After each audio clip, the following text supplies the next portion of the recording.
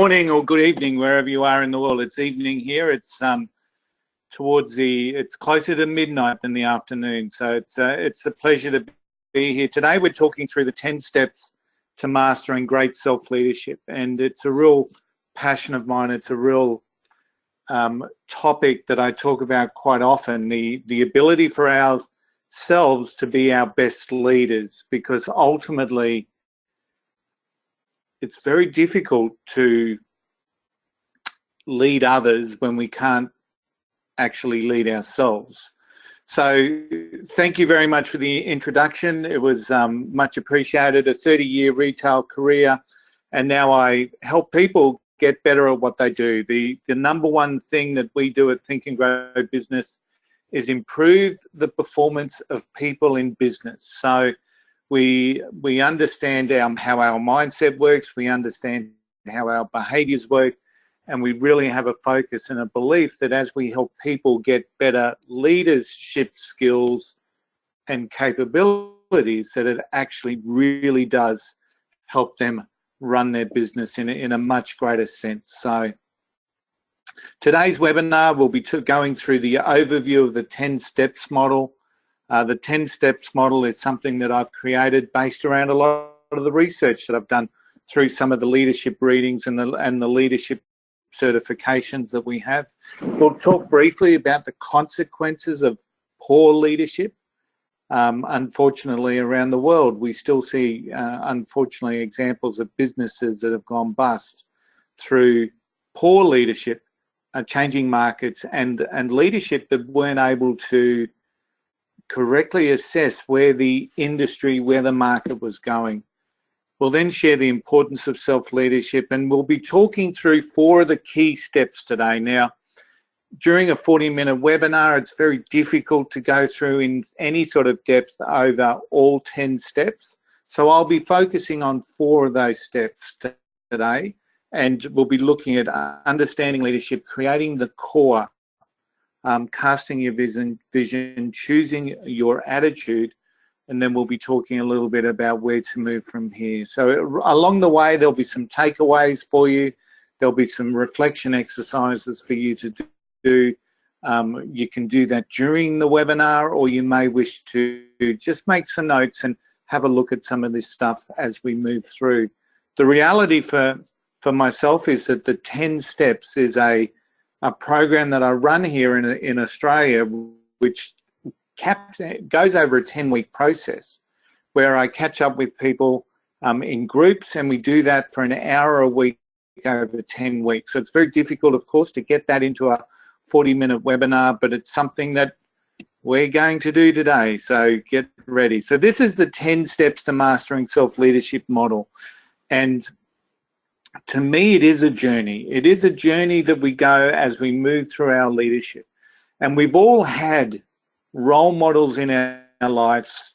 We've all had people that have been able to master their own self, to be able to control, be disciplined, be intentional about what it is that they do. And if we were to follow the 10 steps to mastering self-leadership, we go a long way to actually becoming that person ourselves. Now, the 10 steps model starts with an understanding of leadership. Now, sometimes during the webinar, you'll hear me refer to that as personalizing leadership. So one of the things that I see so much in the world and so much with businesses that I work with is that leadership is really hard to define for a lot of people. They've never really thought about it. They've never really thought about who inspires them, who motivates them, who do they see as a great leader.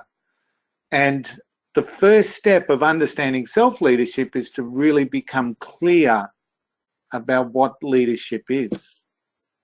We then walk through a process where we start to think about creating our core. And our core is about our character, and it's about our values, and it's about the strength on which our leadership is built. So the foundation of leadership, in my eyes, is built on character, and it's built on our core. So that's an integral part of where we go with the 10 steps. A good leader, a good person who's managing themselves and leading themselves understands where it is that they're going. So step number 3 is about casting your own vision, to know what it is that your potential will bring to you, will give to you, and what you become of actually fulfilling that potential. So step 3 on the 10 steps model is casting your vision. You need to be able to understand where it is that you're going. And once again, I meet so many people who can't tell me where they're going or what it is that they really want to do. We then start to move into a bit more of the groundwork, I guess, and we start to think about setting goals. Now, there's a couple of different goal setting strategies out there, but ultimately the goal setting strategy that I utilize is one called the 4 pillars of success. And we work through those 4 pillars. For the 4 pillars are intention, vision, action, and clarity. So when we're working through that setting goals, we actually ultimately want to become goal achievers, not just goal setters. So, and as I said, there's a couple of different mythologies out there about goal setting. Some people will say, make them so big that they scare you. Other people will say, tell everybody. Other people say, keep it to yourself. So ultimately, it's what works for you. But I found that fundamentally what happens is that the 4 pillars of success will ultimately lead people to where they want to go. So once we've got our goals set, the next step, step number 5, is about creation of priorities. So you may notice we go vision, goals, priority. So our vision is our long-term range. That's where we want to be in 5 years. Our goal setting then becomes a little bit shorter, and we start to set goals to get us to where our vision is.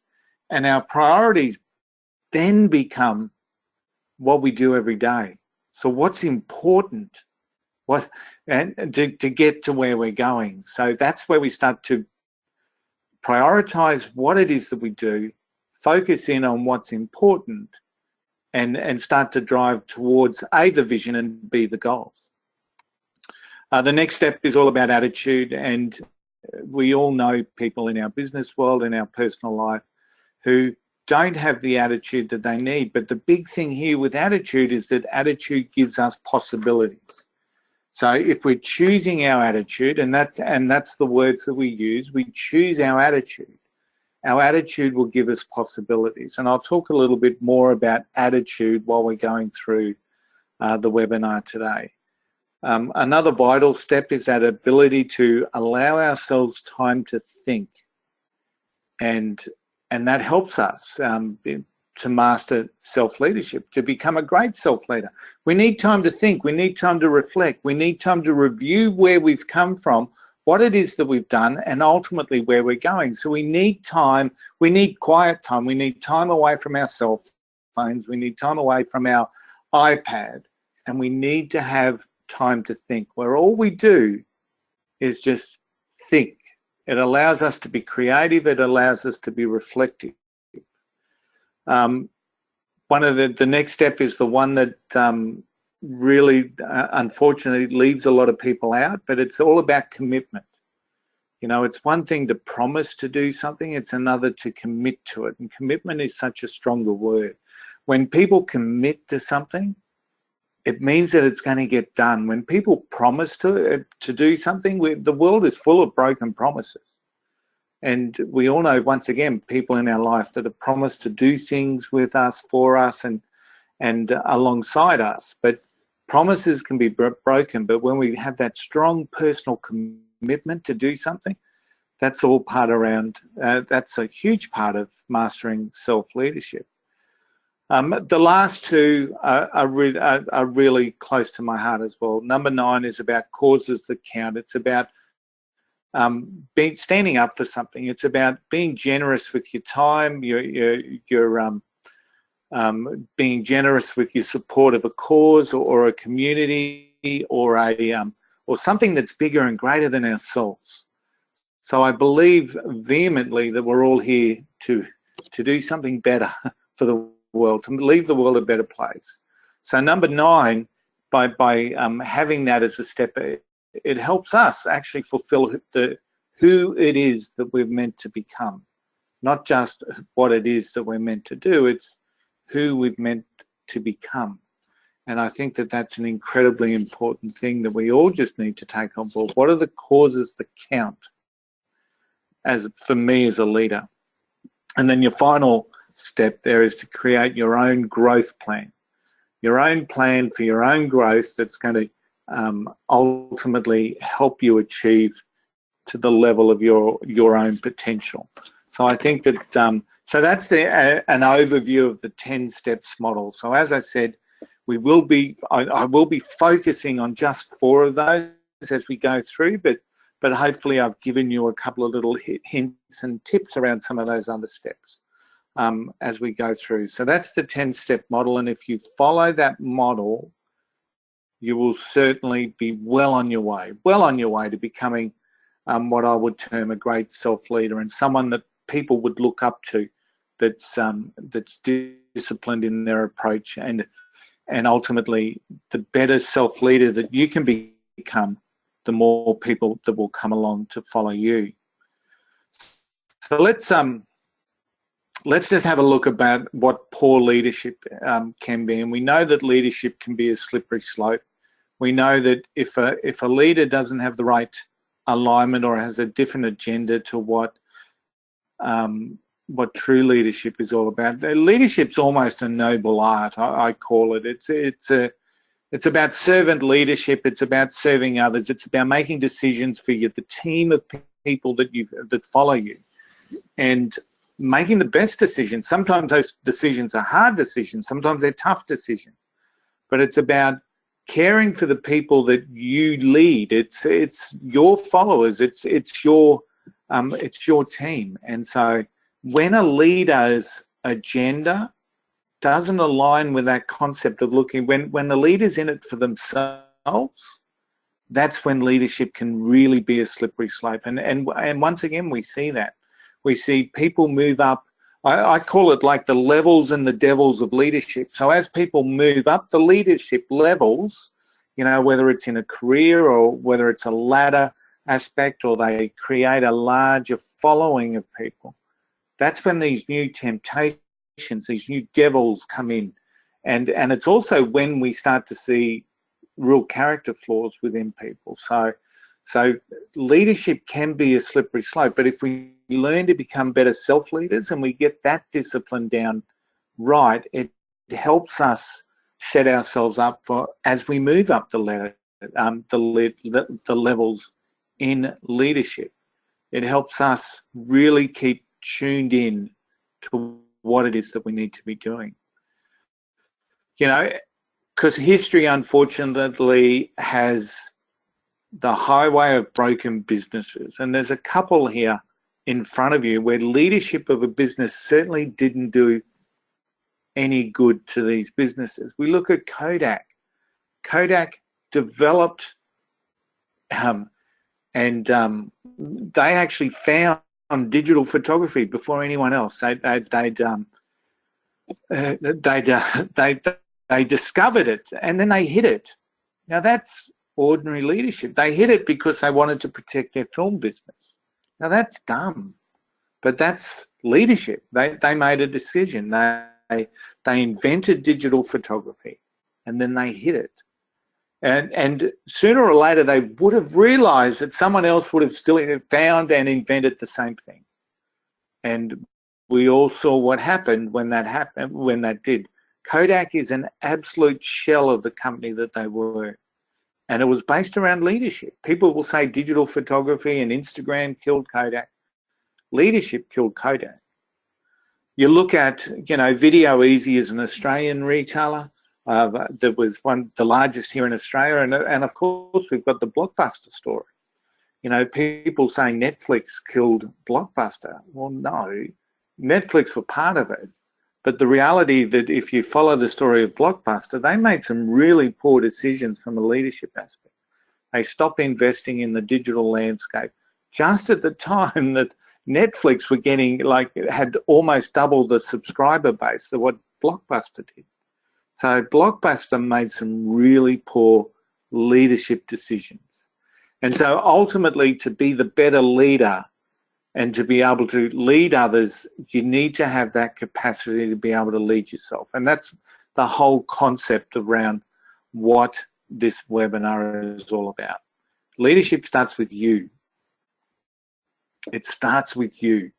And it starts with you being the best possible leader and being aware of what that means and what that looks like to you. But leadership starts with you. I really like this slide, and I really like this saying: the effectiveness of your work will never rise above your ability to lead and influence others. If you cannot lead and influence others, you will never be truly effective in your chosen career, in your chosen passion, in your chosen purpose. It just won't happen. But to be successful at leading and influencing others, you simply must be able to lead yourself. It's critical. It's absolutely critical. The effectiveness of your work will never rise above your ability to lead and influence others. To be successful at leading and influencing others, you simply must be able to lead yourself. And that's when we talk about leadership starts with you. And the buck stops with you. The responsibility starts with you. Everything starts with you. So it makes sense to be the best possible leader that you can be for yourself, to become the role model that other people need. So when you master self-leadership, now when you see this format of this slide is repeated through the webinar, and you'll see that it's an action plan. So what that means is that it creates an opportunity for you to take some action. So whether that's you jot down some of the questions that may be on the page, or that there's some reflective exercise on that page, ultimately there's something there for you. So whether it's note taking or whether it's about answering the questions that are up on the screen, it's an action page. I want you to be not just sitting there listening. I want you to be doing stuff as we go through this. But the importance of self-leadership for me is all about, it creates a role model. So as I said, become the leader that other people need. Become the leader that other people aspire to. And when you do that effectively, you actually see yourself become better at influencing and leading others. Make yourself a leader that other people want to follow. Ask yourself the question, why would someone want to be led by you? So by mastering self-leadership, it helps you become that leader that others want to follow. It helps you focus on what's important. It creates self-discipline. And one of the key aspects here is that it makes you more effective. So if you're sitting here at the moment, you're thinking, I'm not as disciplined as what I could be, I want to be more effective in what I do, then this webinar, you're in the right place. This webinar will give you some hints and tips as to how you do that. Because at the end of the day, it's all about becoming a better self-leader to enable you to lead your team and your business or your company more effectively. So then let's look at what understanding leadership is all about. So many people don't. So this is step number 1 on the 10-step model, understanding leadership. And this is where it all starts from, because there are so many leadership models out there. There's just so many. But the starting point for me with a lot of the people that I coach is to work through this exercise that I call personalizing leadership. And I'll share a lot of stories that I've had with some of the great leaders that I've had in my business, in my retail career. I had some amazing leaders. I also had some very ordinary leaders, some very poor leaders, and some bad leaders, but I've had some really fantastic leaders, people that inspired me and they motivated me. And when I start to think about some of the traits and the characteristics and the behaviors that they had, they had great knowledge. Very often they had exceptional knowledge. They had the ability to mentor myself and others. They They were honest and they had integrity. So what they said, they did. And they walked the talk, you know. They didn't just talk about it and then not do it. They walked the talk. They delivered on commitments. Many of them would challenge me and challenge me in the right way. You know, the way that motivated me, the way that drove me forward. So they knew me well enough to be able to challenge me in the right way. Many of them had this huge range of energy and enthusiasm. And when you're energetic towards something, people will tend to be drawn to that energy. And when you're enthusiastic and passionate about something, of course, people will be drawn to you. So they were motivated and they were motivating. They were able to create a vision. They had a good attention to detail. They were strategic. So they saw the bigger picture. They saw the long term. They knew where they were heading. They communicated strategy and vision. They challenged the status quo. The way we do things is not part of a good leader's vocabulary. That's the way we do things here. Well, I'm sorry, let's challenge that. Can we do it better? They provided feedback. They asked for feedback. They had a big picture outlook. They built rapport, and by building rapport, they gained respect. And you know, as I said, I've got some really great memories of some of the great leaders.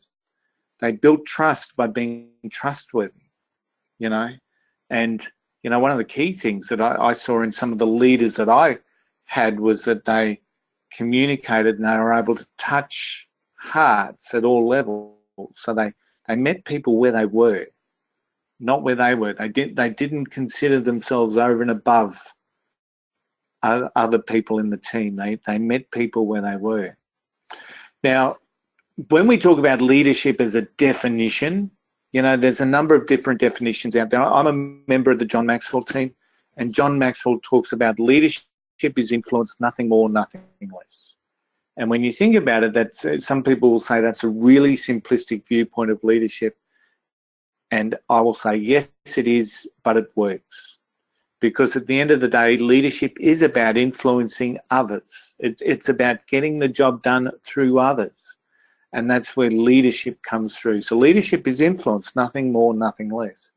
And within your company, within your business, and within your organization, there are potentially people of influence who aren't necessarily leaders. But they're the ones, or have the title of leader. But they're the ones that are potentially creating influence, whether it's the right sort of influence or whether it's the wrong sort of influence. There's people potentially in your organizations now. So leadership is influence, nothing more, nothing less. So when we think about that concept of understanding leadership, and once again, we're on an action page here, and there's some questions here. And what we do during our 10-week masterclass around this is we work through this and we end up coming up with our own leadership statement.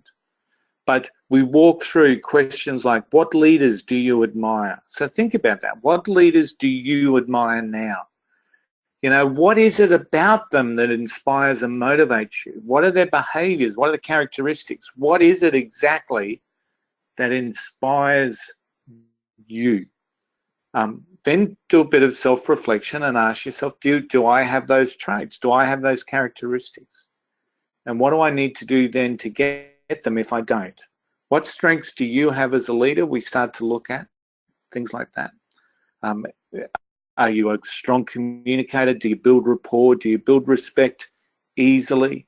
So those are types of things that we start to work through at this particular stage on our first step to mastering great leadership. How can you improve? Are there people that you see that role model that? Is one of those leaders you admire someone you work with now? Can they become a mentor to you to help you? And then we really start to challenge people by asking, how do you want to be seen as a leader? What does that look like for you? What does that mean for you? What sort of a leader do you want to be seen as? And that's when we go through the process of creating a leadership statement. And I really work with that to try and get that in under 25 words so that it's a very clear, simple statement that just connects us with the type of leader that we want to be. So that's how we start walking the steps. We get a very clear understanding of what leadership is, what it is to us, and then ultimately what that means for us, and what that means for us, and then we create our leadership statement, which then helps us create something that we can aspire to. So the next step is about creating the core, creating our core. And when I talk about the core, I'm often reminded about, you know, the wrestling that we see in whether it's in the Olympics or whether it's in, you know, some of the more mixed martial arts sports that are out there nowadays. Because what I know about wrestling, I'm not a wrestler and I've never been in a ring and I've never had to fight anyone within a ring. But I do know that you keep the opponent close to you, keep them close to your core, because that's where you're strongest. The minute they can get leverage and move you from your core, that's when you're in danger. And that's when you're in danger of, you know, getting your arm snapped or broken or severely hurt. So that whole concept of keeping people close to the core of your body is something that I liken to what we do with leadership. We want to keep aligned to our core. We want to keep aligned to our values. We want to keep aligned to who it is that we are. And when we do that, we stay strong as a leader. So our core is really focused around the concept of character. The concept of character, and our character comes to us from our understanding and our beliefs and our principles. So when we think about creating our core, our character forms the core of leadership. Our leadership is built on the foundation of our character.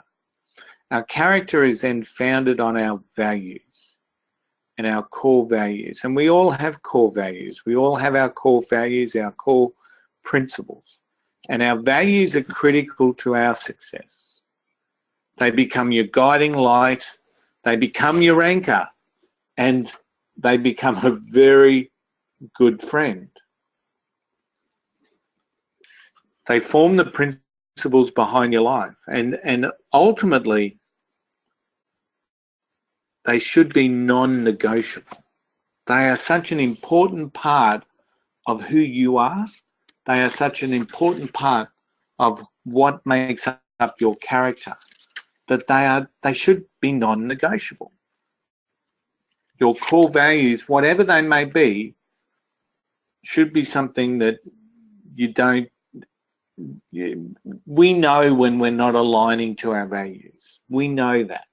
We know that we get that feeling within ourselves that something's not right.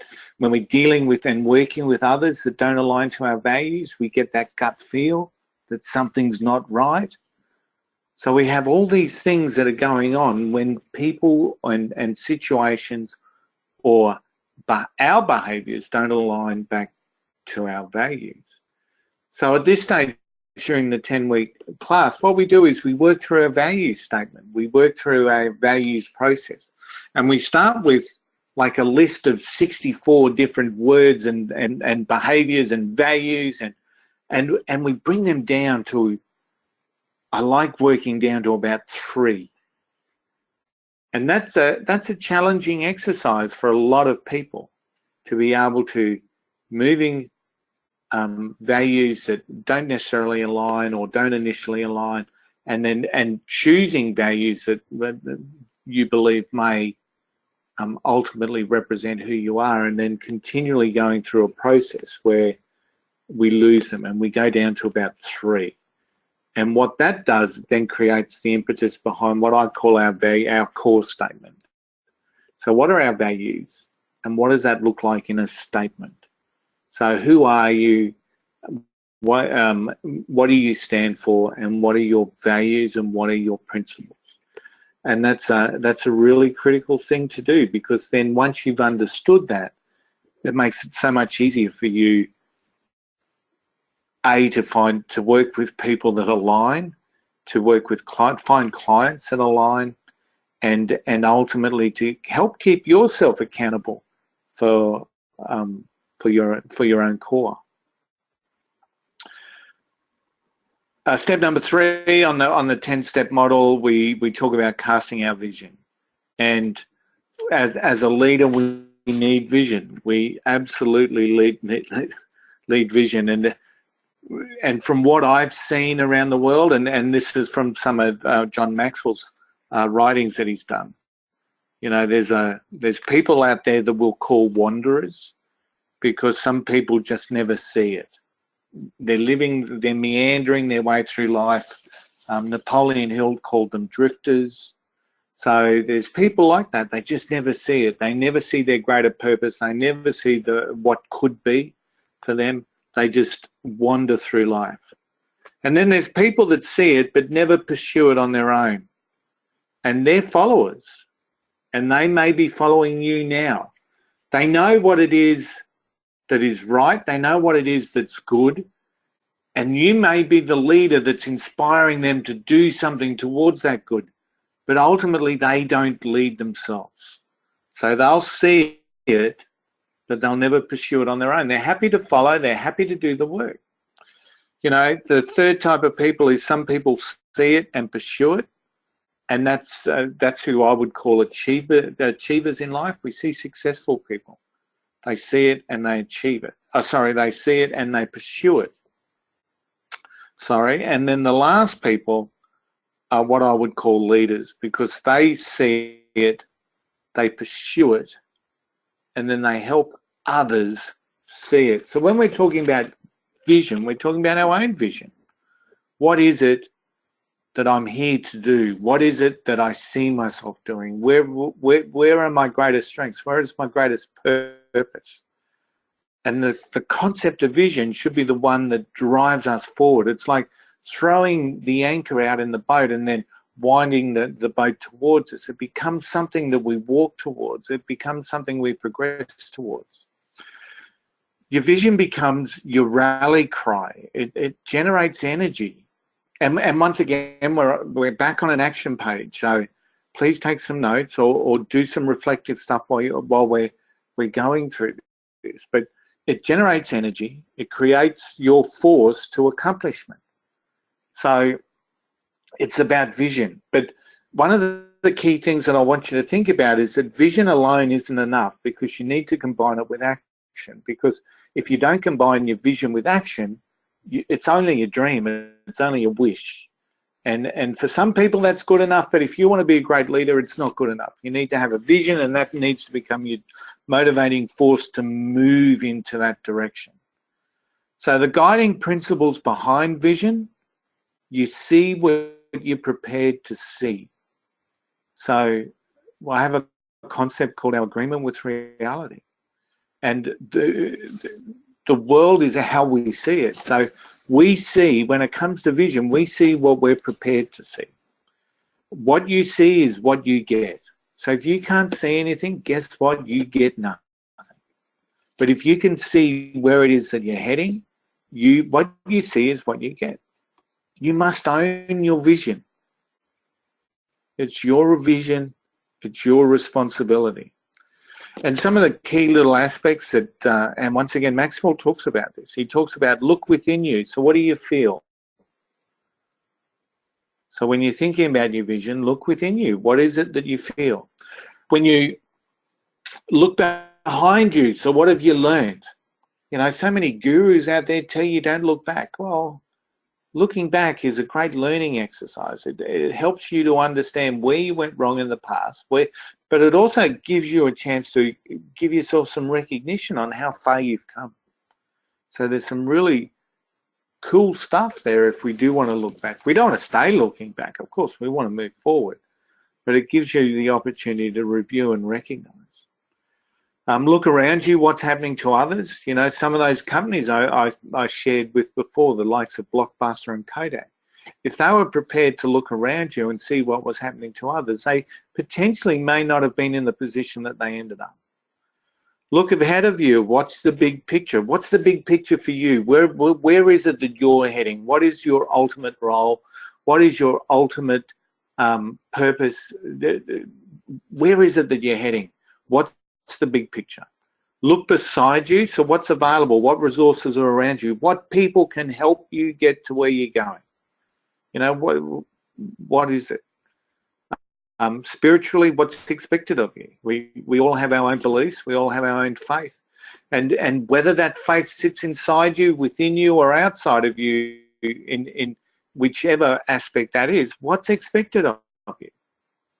You know, so many people help communities because that's what's expected of them. Ultimately, it's your vision, it's your responsibility. If you have a vision for your life, it's your responsibility to achieve that.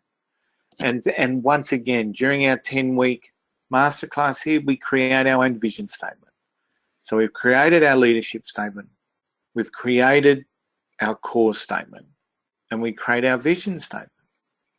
So as we're moving through, we're picking up all these commitments that we're making to become a great self-leader. The last one that I'm going to talk about today is choosing our attitude. And we know people with great attitudes. They're good to be around. The attitude's contagious. We pick up energy from them. It helps make our day. It helps make our jobs easier. And we know that when we're recruiting someone, often two people can present themselves with very similar resumes. They've been to the same universities. They've got the same skill set. They've studied the same subjects. But we choose the one with the better attitude. And sometimes, I know from my experience, their resumes don't even have to be the same. If there's one with a great attitude and a great energy about themselves, it's likely I'm going to choose them in preference to the one that may have the better resume. So it's about choosing your attitude. So why does it matter? Because it gives you possibilities. And here's some little tips about attitude. Your attitude at the beginning of the task affects the result more than anything else. So many people get energized towards the task at the end of it because they know the deadline's coming. They know that the drop dead date is coming, that if they don't complete this by this stage, I'm going to be in trouble. Your attitude towards others often determines their attitude towards you. Okay? Your attitude to others often determines their attitude towards you. Your attitude can give you a winning perspective. Your attitude brings happiness. Your attitude is contagious. Are we getting there's a picture being painted here, isn't there? Your attitude is your responsibility and becomes a daily choice. And once again, during our masterclass, we talk about how can we make those decisions daily, because our attitude is something that needs to be managed daily, and we need to have a discipline about ourselves to do that. So once again, there's the model. Understanding leadership, creating core, casting your vision, setting goals, creating your priorities, ensuring your attitude, allowing time to think, committing to the way ahead, having causes that count, and providing yourself a plan for your own growth. So some of the key takeouts that I really want you to take with you today: leadership is influence, nothing more, nothing less. So how does your leadership statement that you're going to prepare reflect this and the desired state of where you want to be in your leadership? When it comes to creating your core becomes the foundation of your leadership. So how does your core statement reflect that? How does it reflect your character and your values? When we're casting our vision, your vision is that rally cry, it's that due north, it's your direction. So how does your vision statement inspire you to continue? And once again, finally, we talk about that attitude perspective. Your attitude will bring possibilities. It's a daily decision. So what decision do you make on attitude every day? Just going back to this slide, I'm just about run out of time, unfortunately, but Leadership starts with you. The effectiveness of your work will never rise above your ability to lead and influence others. And then that simply must start by leading yourself. And ultimately, as I said, one of the key things as we become better leaders and we build our tribe and we build our following, ultimately one of our key goals, as we get better, ultimately we want to be helping make the world a better place. And that's one of the key passions that I have. Thank you very much for attending the webinar tonight. My name's Tony Curl from Think and Grow Business. My contact details are there on the screen in front of you now. If I can be any assistance, or if you want to learn more about the 10-week masterclass, please make contact with me. We do it online, we do it by webinars, and I'd be more than happy. I'd be proud and honoured to be able to help you and help improve the performance of people in business. Thank you very much. Back to the moderator. Thank you very much for such a fascinating and engaging presentation, folks. We are now open for the question and answer session. If you have any questions, you can either put in the question box given in the end of the webinar console, or you could easily raise your hand by clicking on the hand icon available on the webinar console. So let me go straight to the question box.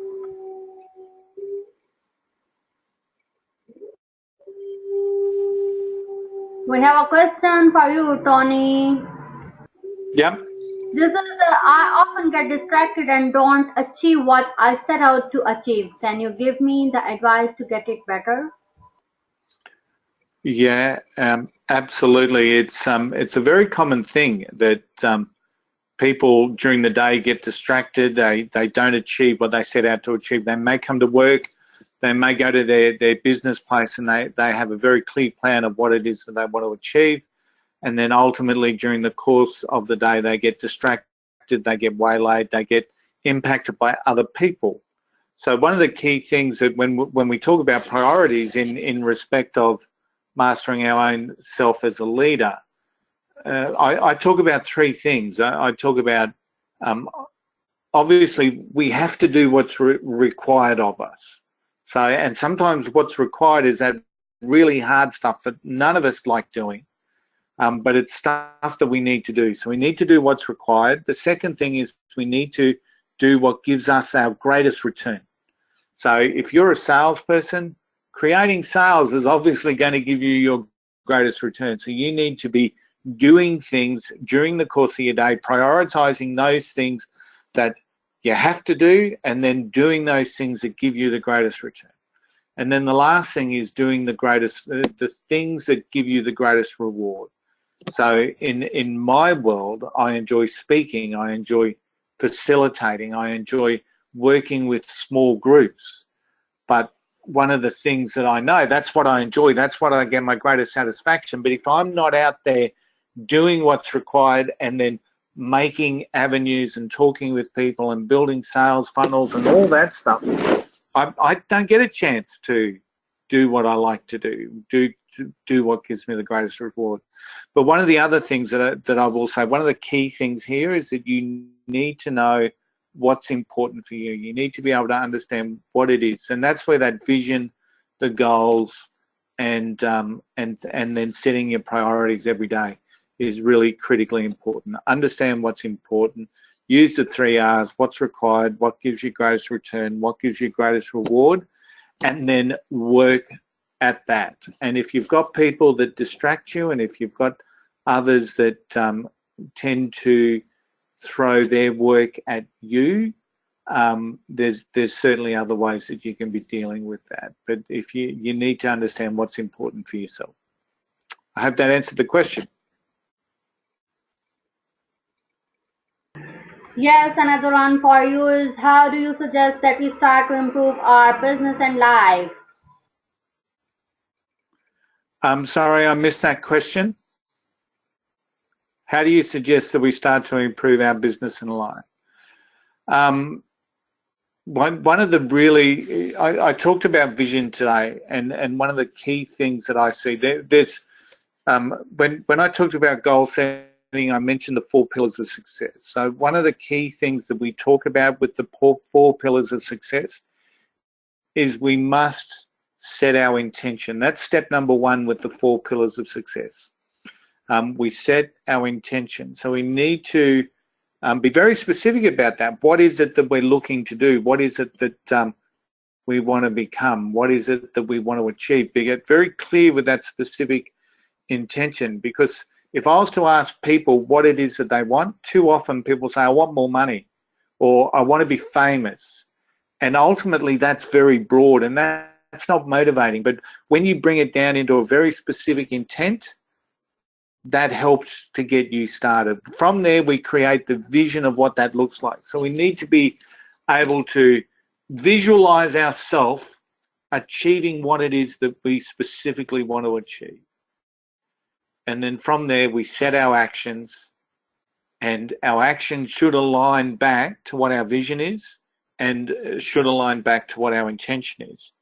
And then the last pillar is a pillar that we call clarity, and that's about keeping in front of you at all times and understanding potentially what stopped you in the past, because we have our own roadblocks, we have our own things that have stopped us in the past. If we have an understanding of what has stopped us in the past, it helps us navigate our way around those for the future. So there's some real clear tips there. So follow the 4 pillars, and that helps you improve your business and your life. Understand what it is that you want to achieve, see yourself doing it, set your actions that align with that, and then keep it in front of you and be able to map around your roadblocks. And that will certainly take you a long way to going where you need to go. Good question. Thank you for asking. Another one for you, that is how to design the evolution process that takes a potential client and turn him or her into a customer. How to design the evolution process that takes a potential client and turn him and her into a customer. One of the key things, and that with any client or potential client, is we need to allow time to build trust, and we allow time to build that relationship. So once again, it's a lot of people go in for what I call, they go in for the sell too quickly. It's about understanding what the client's needs are. It's about being able to solve their problems with your solutions, but it's really about trust, and it's about building that trust within the relationship. So for an example, with myself, I'll go to events and I'll go to networking events, and my whole and sole goal, if I'm meeting someone new, is I just want to find out about them, and I want to find out, allow them to talk, and I want to listen, and I want to show that I care, and I want to show that I'm genuinely interested. Now, just by doing that, I can understand what their problems are and what their needs are. And if I have a solution for that, potentially down the track, I'm going to talk to them about that.